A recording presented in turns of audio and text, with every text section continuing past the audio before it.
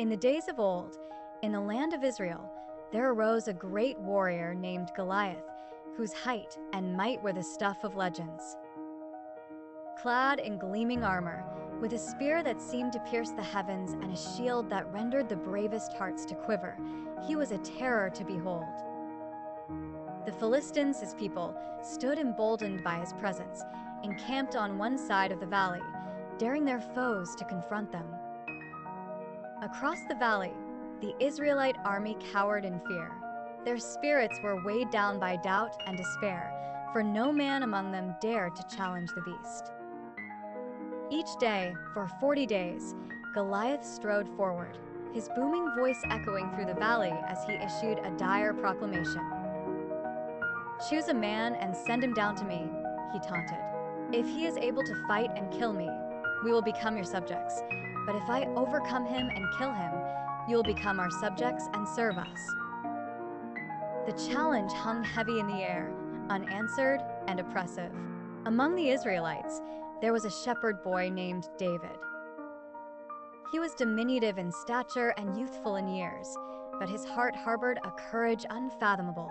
David was the youngest son of Jesse, and he had been sent to the camp by his father to bring provisions to his older brothers who served in the army.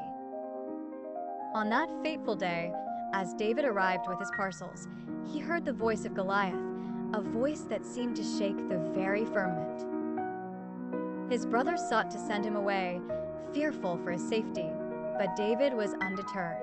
His spirit burned with righteous indignation.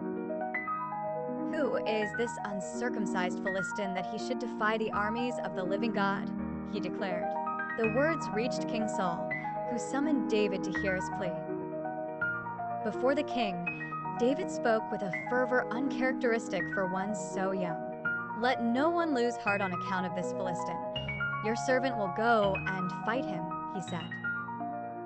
King Saul, taken aback, offered his own armor to the boy, but David rejected it. The weight and size were cumbersome, for David trusted not in the trappings of war, but in the strength of his faith and the skill in his hands. With his staff in hand and 5 smooth stones chosen carefully from the brook, David approached the battlefield. Goliath's laughter rang out as the giant beheld the unarmed youth. "Am I a dog, that you come at me with sticks?" he roared, cursing David by his gods.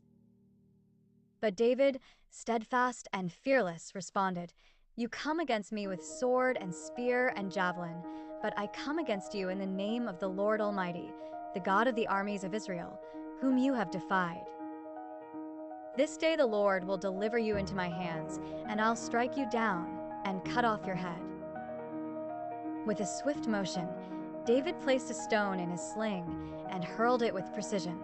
The stone struck Goliath on the forehead, and the giant fell to the ground with a thunderous crash. The Philistines stood in stunned silence as David ran forward, seized Goliath's sword, and beheaded the fallen warrior. The tide of battle turned, and the Israelites pursued the Philistines, routing them completely. David's victory became the stuff of legends, a testament to the power of faith and the triumph of the righteous over the mighty. It was a day that resonated through the annals of history, where the smallest among men felt the greatest, and God's favor was shown in the purest form.